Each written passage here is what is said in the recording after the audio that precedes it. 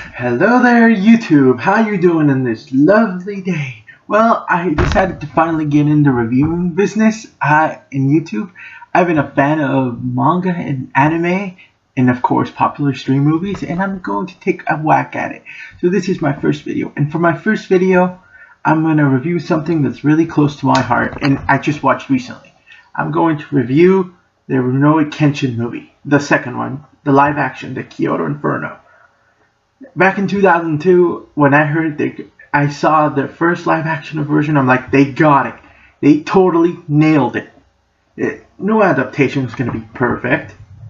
I mean, but I'm like, The Hobbit split into 3 movies. I liked it. It wasn't a perfect adaptation, but it was good. Can't compare to The Lord of the Rings, but it was still good. And my way of seeing the Kyoto Inferno is like, oh my god.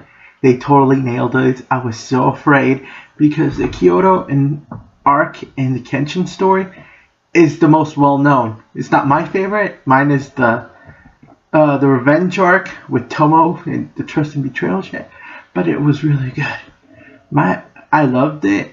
The choreography and the fighting, it was great. And when Kenshin and Sojiro fought out, it was awesome. And when like Kenshin is battling multiple masters, he just does it quick, like what the true samurai would do. You would go quick. There's no technique in big mugs like that, and it was just an awesome adaptation. And I honestly thought that the 2002 live action version could not be topped. Video games and manga adaptations, and even comic books into the live mainstream, it is hard. It is very hard. Easier than books. And it's easier for books. I mean, books can still chop off everything.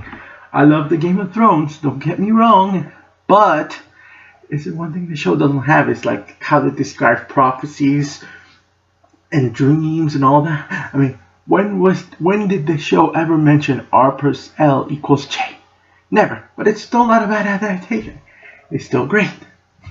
And the 2004, the great Kyoto Inferno was home. I loved how Shishio looked. That was my biggest fear. I'm like, how are they gonna make Shishio look good? Because he's got this burnt face, and you have to show it. I didn't want it to look too CGI, and what if it does? Then it's not gonna be good. And wow, I had respect for this adaptation. It was awesome. It was well coordinated. I love the cast. I love Misao. She was my favorite character in the Kyoto arc, and in this movie, she had some of that charm. Obviously, she's more mature about it in this movie, but I'm like, hey, it's understandable. My one weakness for this movie, my biggest weakness is Aoshi. I loved Aoshi in the movie, in the shows, but in the movie, he just felt out of place. I mean, if he was introduced in the first movie like he was supposed to in the story with the opium story with Megumi, he would have been better. But I'm like, he wasn't introduced. So maybe I forgot. It's been a while, but it was great. But it was. I'm not getting me wrong. I love Aoshi's fighting style. Is my favorite one of all of them, next to Saito's, and it was really great. It was just wonderful. I'm like, another weakness is we didn't get to see all of Shishio's generals fight in the Kyoto Inferno. I have not seen The Legend End, so I'm just judging it on this one. So, but I would have to say, it probably will show them all. It has to be. Shishio's men are awesome. It was just a great adaptation. Shishio is one of my favorite villains ever. They even kept his favorite quote in the movie, if you the strong live and the weak die. But Shishio has always been like very complex and yet very simple villain. I mean, he doesn't want revenge for what they did in him. He just saw the new government of Japan during the Meiji period as weak. And that's understandable. I personally thought when I saw the show and read the manga, this guy doesn't want revenge? Interesting. He was very fun. Well, I had fun watching this adaptation.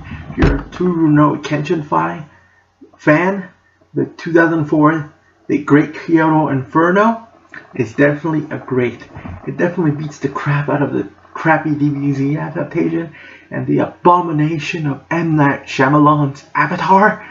Yeah, I'm talking to you, M. Night Shyamalan. Curse you. To quote the channel, oh well. But overall, it was great. I will review The Legend Ends pretty soon, but it was so great. I can't stop fanning about it. This is the perfect live adaptation, and it's understandable. I mean, it's samurai stuff. It's something that the Japanese know. It's their culture. And it's also an easy adaptation compared to like DBZ and Avatar. I don't know how well the Attack on Titan will do. So, oh well. But it was fun. I enjoyed it. Thank you. This is gonna be my first review. I wanted to make something that I really wanted to do, and it was this one. Well, I had fun watching it. I should recommend it to everyone. Oh well. This is the reviewer of Destiny. Peace out.